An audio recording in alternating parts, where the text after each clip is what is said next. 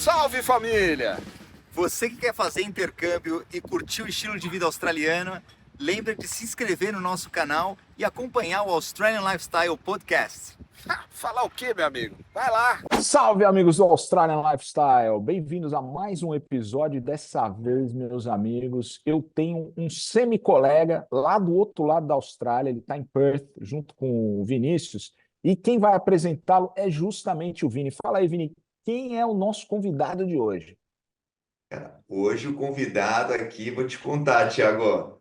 O cara é pesquisador, empreendedor, músico e ainda dá aula para quem quer passar no IELTS. É Olha brincadeira, o cara aí! tem multitalentos, meu amigo. Aqui está o Aleph. Seja bem-vindo, Aleph. Obrigado, prazer e baita introdução. Obrigado, Vinícius. Obrigado pelo convite. Feliz de estar aqui, animado pela conversa. É isso, Aleph. Eu falei que você era meu semi-colega, porque eu estou fazendo um doutorado aqui na Gold Coast e fiquei sabendo que você já tem um mestrado e trabalha meio que com academia, enfim, cara, eu não entendi direito. Me explica melhor, cara, como é que é esse negócio? Correto. Eu sou formado em biotecnologia da agricultura e meio ambiente pela IDBE aqui. Fiz bacharel na Unesp no Brasil. É, e trabalho com tenho uma relação de pesquisa ainda com a universidade, mas hoje já não trabalho mais com ele, né? Só que eu fui também pesquisador, diretor de laboratório lá na UWA, então Uhum. carreira acadêmica ali bastante forte. E essa carreira acadêmica toda sem fazer o doutorado, é isso, Aleph? Sem fazer o doutorado. É que, na verdade, eu acho que a minha carreira acadêmica ela não foi muito tradicional. Acho que quando a gente fala de carreira acadêmica, as pessoas elas têm a percepção da carreira tradicional, né? Do caminho tradicional. Você entra, você faz o seu bacharel, talvez começa com as suas iniciações científicas como estagiário no laboratório, publica, progride para um mestrado e a transição natural é que você acabe num pós-doc, ou num doutorado e um pós-doc, né? E, na Uhum. verdade, eu fui em um caminho bastante oposto a isso, justamente porque na Unesp, no campus que eu estudei, é muito tradicional você morar em república. E aí você acaba ficando na república, assim, do seu curso. Então, como a ideia é sempre ter um de cada ano, eu consegui ver o meu curso inteiro nos primeiros 6 meses que eu entrei na faculdade. Porque eu conseguia ver cada aluno fazendo cada coisa. E éramos Uhum. 14 numa casa, né? Que Então, legal. obviamente, não era todo mundo na mesma área, então eu consegui ter uma exposição muito rápida. E aí eu gosto de, obviamente, ver as experiências próprias, mas também enxergar os caminhos e aprender com aquilo. Então, logo eu olhei e falei assim, cara, essa jornada não é para mim. E aí, uma coisa que eu acho que não é muito bem divulgada, ou que não tem um conhecimento muito grande no Brasil, e acho que depois que eu vim para a Austrália eu percebi que também não tem, é que dá para você fazer carreiras acadêmicas pela indústria. Então, quando estava no Brasil, por exemplo, eu fiz estágio na Embrapa, junto com a Embrapa, eu fui fazer um projeto de conservação focado em pesquisa, mas um projeto sponsorado pela Petrobras. E quando, no final da graduação, fui para a Alemanha fazer uma pesquisa com a universidade, patrocinada por uma empresa na Alemanha, e isso foi conseguindo me ajudar a dar o equivalente no currículo, que é a publicação. E aí, quando eu entrei na Uhum. universidade, eu não tive dificuldade para poder competir com as coisas que um aluno que faz o caminho tradicional, porque eu também estava desenvolvendo a carreira em outra área. E isso Uhum. foi muito alinhado ao que eu queria trabalhar como cientista, né? Eu estou muito interessado na tradução comercial da ciência, não na pesquisa da ciência por conhecimento, que é muito importante também, mas na minha área de interesse. Olha só que legal, cara, demais, meu, um approach diferenciado aí da academia, Vini. Então. Mas queria voltar, Thiago, um pouquinho atrás, assim, no processo de tomada de decisão de sair do Brasil, né? Fazer um mestrado no exterior e a escolha da universidade. Queria que você nos contasse essa história. Uma vez eu fui na casa de uma amiga minha, é muito doido. Eu não tinha nem percepção de onde é a Austrália era no mapa. Eu venho de uma família muito humilde no Brasil. Minha família, eu nasci na Cachoeirinha, não sei se vocês conhecem. É bastante humilde. Então, a ideia de ir para fora do país nunca foi acessível ou nem não existia. Para ser muito claro, assim, né? E eu não tinha nem percepção da Austrália, onde era no mapa, o que era país e tudo mais. Só que uma vez eu fui, quando a gente mudou para um apartamento em Guarulhos, da Cachoeirinha para Guarulhos, eu tive acesso a amizades que tinham outras realidades. E aí é muito engraçado, cara. Num acaso, num dia qualquer, eu subi a rua, fui na casa de uma amiga minha e ela tava na casa dela, mexendo no computadorzinho dela, e tava o site da Australian Centre lá, com Bem-vindos a Byron Bay. Aí eu falei, nossa, mas que lugar bonito, né, cara? Eu quero conhecer. E perguntei o que que era aquilo. E ela falou, poxa, vou fazer um intercâmbio. Eu falei assim, um quê? Ela, um intercâmbio. Eu falei, o que que é um intercâmbio? E ela me explicou. E aí eu, criança, assim, não tem noção das coisas, né? Eu voltei para casa e falei, pai, quero fazer um intercâmbio. Meu pai é taxista, minha mãe desempregada. Eu assim, pô, tá bom. Vai e dá o sonho para criança. Quando eu tive 14 anos, eu fui numa feira da Australian State, uma expo que teve lá em São Paulo. E eu conheci uma pessoa muito querida, chamada Almeida, e ele teve a maior sensibilidade para conversar comigo. Eu não tinha, assim, condição nenhuma de ir para a Austrália, eu não tinha perspectiva nenhuma de ir para a Austrália. Ele passou, assim, uma hora daquela feira com tanto de gente que tinha lá, querendo conversar sobre intercâmbio, falando com aquele molequinho lá. E aí ele explicava da Austrália, explicava os processos. E aí, os anos seguintes, eu fui voltando. E aí, todo ano eu voltava e o Almeida deixava o tempinho dele, mandava e-mail, me explicava. E aí eu fui conhecendo a universidade, processo de bolsa, como funcionava o sistema de ensino. E aí eu fui recebendo um suporte, mesmo sem ser cliente, nem tinha perspectiva de ser. E aí, Uhum. eventualmente, o sonho foi crescendo, foi tomando forma. E eu fui no escritório, acho que era Novo Brooklyn, o bairro Hein? em São Eu Paulo. fui nesse escritório aí Ainda também. continuamos lá. É, E fui lá com meus pais, consegui convencer meu pai e minha mãe, a pelo menos dar a chance de a gente ir lá. A gente conversou e aí ele foi tomando forma. Então, a primeira possibilidade de pensar em ir para fora do Brasil foi nesse contexto, de fazer um high school. Eu lembro até hoje, a gente aplicou para uma escola chamada Kibra Park High School, aí em Gold Coast. E infelizmente não deu certo por de coisas da vida, né? Assim, as situações, naquele momento a situação financeira não era o que a realidade dos meus pais. Cara, e aí é muito doido, porque o Almeida, eu não sei o que tem aquele homem, ele me deu toda a atenção dele nos anos seguintes. Eu mandava para ele e-mail, Almeida, ano que vem eu vou entrar na universidade, eu tô pensando em aplicar para USP, para Unesp, para Unicamp. É uma boa decisão? Se eu quiser fazer universidade na Austrália depois, iria me guiando nisso. Então, depois disso, eu entendi que não ia dar para fazer minha escola. Eu entendi que o caminho ia ser universidade. O Almeida já tinha me passado um conhecimento absurdo sobre como a universidade funcionava, quais eram os processos de bolsa. Eu sabia que fora da universidade você tem possibilidade de pegar bolsa, mas quando você entra na universidade, você tem um mundo infinito de bolsa que eu acho que os alunos não conhecem. É, Então eu já tinha muita noção dos in and outs do sistema. Entrei, prestei vestibular. No primeiro ano eu fui para a UFMS, eu passei em umas federais, não tinha prestado as estaduais. Voltei, prestei, entrei na Unesp, porque eu achei que ia me dar mais chances de vir para cá. E, cara, meus 5 anos de graduação foi como eu tiro a maior nota, formo com a melhor nota, com o melhor currículo, para lá na frente eu conseguir entrar no melhor estado. E aí eu montei a minha carreira em cima disso. Por isso que eu falei no começo da conversa que eu fui estudando em cima disso, que eu já tinha um conhecimento muito grande, porque o Almeida me ajudou nesse processo todo. Aí eu falei, cara, é isso. Tenho que vir para a Austrália, decidi que ele vir para cá. Só que todo ano a Unesp tirava as parcerias que eles tinham com a Austrália. Toda vez que eu Eita. prestava, a Austrália saía do pool de universidades que estavam disponíveis.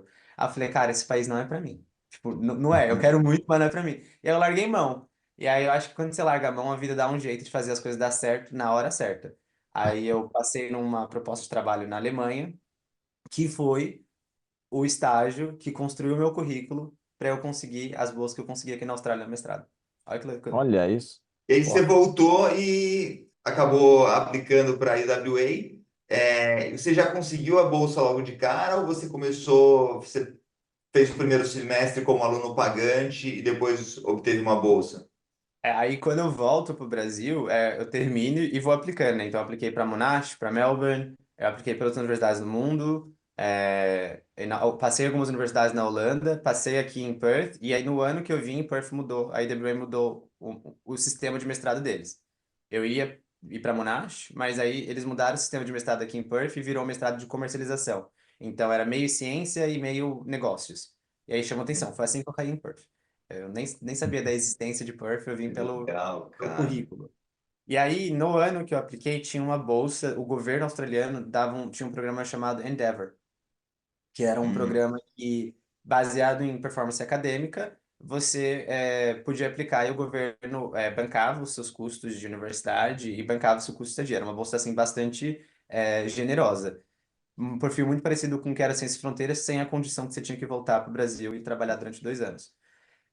Nesse ano, cara, a bolsa assim, se estendeu, atrasou uns 6, 7 meses. E a condição da bolsa é que você não pode começar o seu mestrado. Se você começar os seus estudos, você já não é elegível mais para o processo. Só que eles Uhum. estavam arrastando, eles estavam atrasando, atrasando, atrasando, atrasando. Eu já tinha passado aqui, eu já queria vir, eu não queria esperar. Tá. E eu e uma amiga minha, Isabela, a gente aplicou para a mesma bolsa e a gente aplicou. E a gente veio antes do programa começar. Então, eu não sei se eu teria passado, mas eu comecei o programa antes, saiu o edital, então automaticamente já fui desclassificado. Então, eu entrei no mestrado só com uma bolsa que eles dão de redução de custo por desenvolvimento acadêmico. E aí Uhum. eles abateram bastante dos meus FIIs, e aí que entra o que eu falei. Como eu já sabia que aqui tem muita bolsa por desempenho de acadêmico, tudo que eu fiz durante a universidade foi focado em receber a bolsa do próximo semestre. Foi um estresse Uhum. danado, mas todo semestre eu aplicava para alguma coisa. Caramba, velho, que batalha, hein, Aleph? Mas uma coisa interessante, viu, Thiago, é que a maioria dos brasileiros, eles optam por fazer a pós-graduação tradicional, né? Não por pesquisa, né? Que é o caso do Master by Research que o É. Aleph fez, né? E nesses programas de pesquisa, como a universidade também tem como objetivo fomentar as pesquisas, o número de bolsas disponível também é melhor. Então, para quem busca por bolsas, né, ainda que comece sem uma bolsa mais generosa, se você faz um programa de pesquisa, acaba tendo mais chances de obter, né, esses maiores descontos, né? E isso com toda certeza do mundo. Isso foi um diferencial muito grande que eu vi entre as oportunidades que eu tive, por exemplo, e as possibilidades as possibilidades que outros colegas tiveram, tava fazendo de coursework, né? Uhum. Pesquisa tem porque não é só a universidade também, tem muito. Por exemplo, eu recebi, acho que, não sei se dá para ver, isso aqui é um prêmio, não, esse aqui é meu diploma. Esse aqui é um prêmio que é uma competição baseada em pesquisa. Meu último semestre inteiro foi pago por um filântropo porque eu apliquei uma pesquisa que focava na melhoria de trigo na Austrália. E aí eu ganhei, e aí eu recebi um prêmio e era o equivalente do último semestre. Tipo, não ganhei o dinheiro para mim, mas foi dentro do meu curso de faculdade, ou seja, não saiu do meu bolso. E isso não é da Uhum. universidade, era de pessoa de fora. Então, tem muita coisa que a gente não vai para o site, tem muita coisa que eu acho que acontece dentro dos laboratórios. Eu, no primeiro semestre da universidade, do segundo ano, na verdade, né? No ano da minha pesquisa, eu ganhei um prêmio que era feito para aluno de agricultura, quem estava estudando agronomia ou fazendo pesquisa na área de agricultura, e eu só soube porque o meu orientador falou: Poxa, tá acontecendo isso aqui. Então, tem muita, muita oportunidade nesse sentido.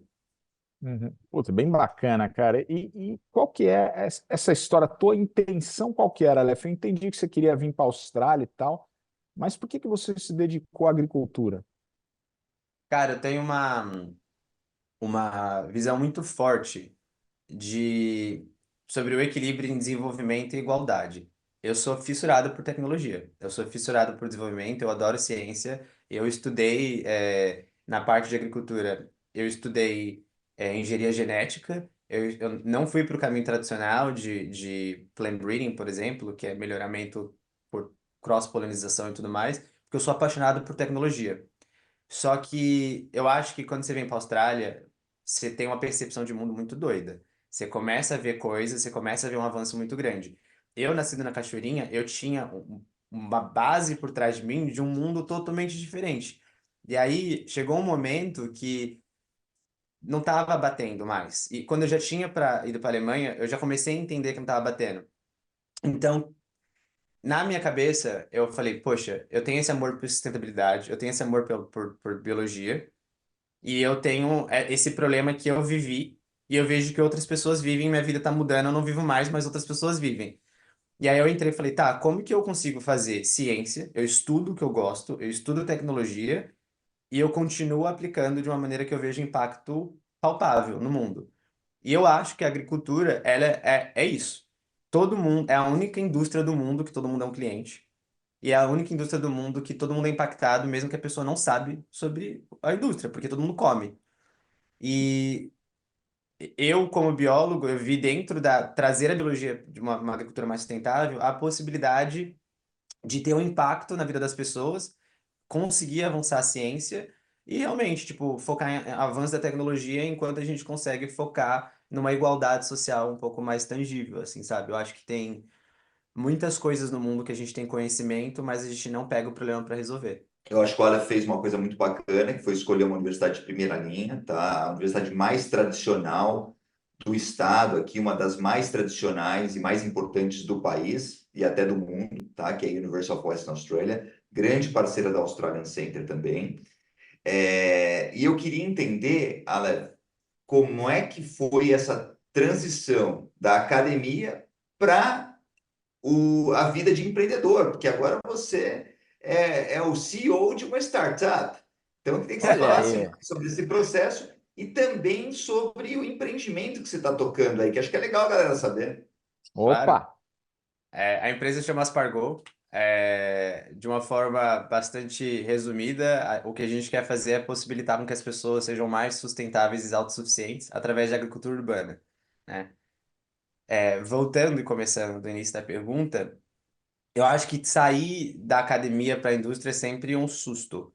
É, Dentro da academia, se você segue os caminhos tradicionais da academia, eu não sei se você tem. A gente tem uma noção muito prática do mundo. Tem coisas práticas, maneiras de trabalho dentro da indústria que eu acho que elas, o ritmo, a dinâmica, a organização e a velocidade que é exigida pela indústria é muito diferente da academia, dois mundos diferentes, né?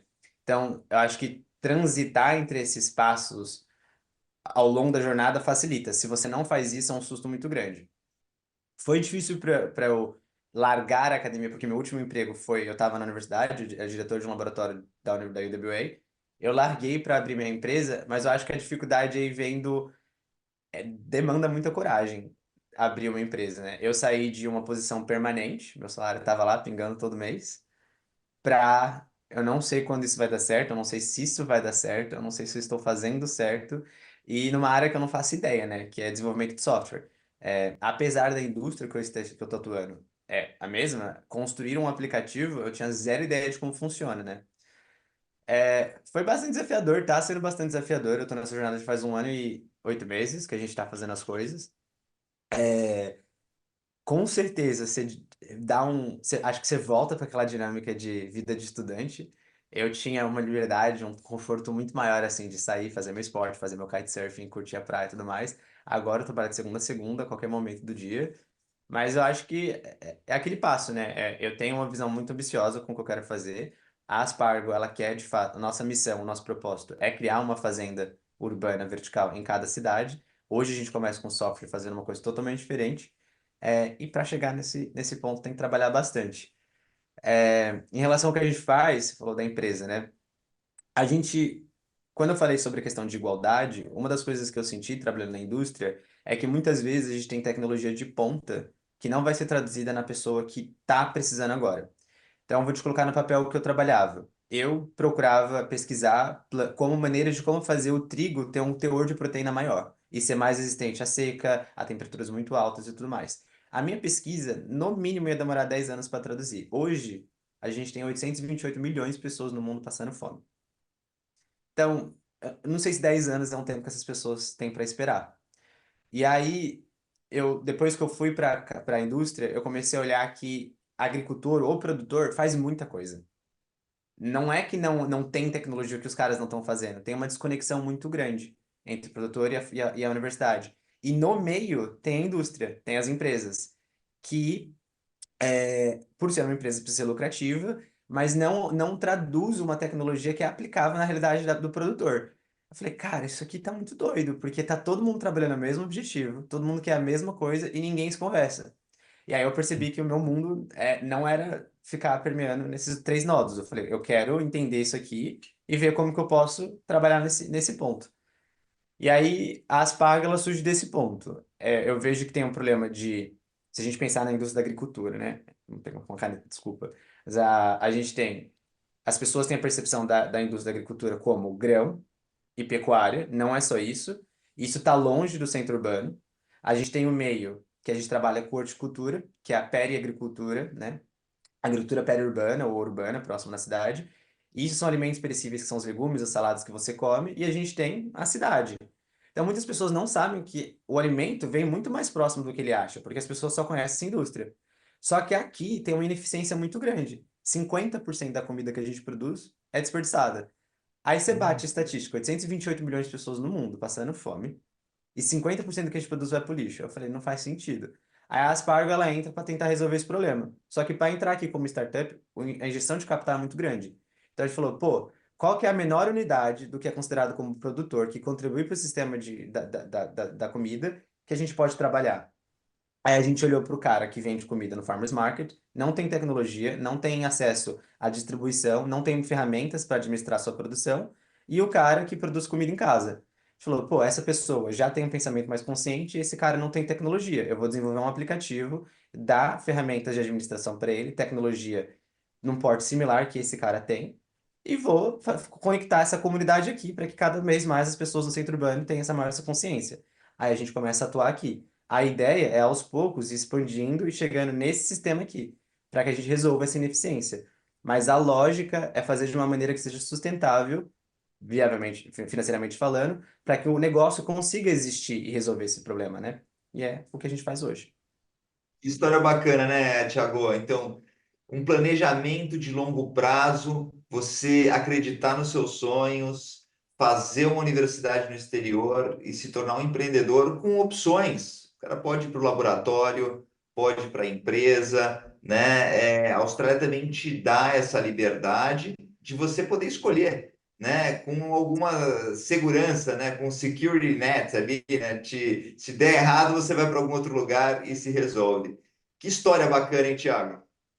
Não, demais, cara. Agora eu queria saber o que que é o tal do Australian Lifestyle, cara. Agora que você já é praticamente australiano. Cara, eu acho que, de uma maneira bastante resumida, é o que o Vinícius falou, é ter a oportunidade de saber se você errar ou se não der certo, vai dar para recomeçar. É assim que eu defino a Austrália. E isso você pode expandir para qualquer ambiente, eu não estou falando só do profissional. Dá para você recomeçar em outra cidade, dá para você recomeçar o seu processo de visto de novo, dá para você recomeçar seus estudos, dá para você recomeçar amizades. Eu acho que é um país que tira outras pressões externas que te permite saber que vai dar certo, entendeu? Se der errado o que eu tô fazendo, eu sei que eu posso recomeçar, assim, sabe?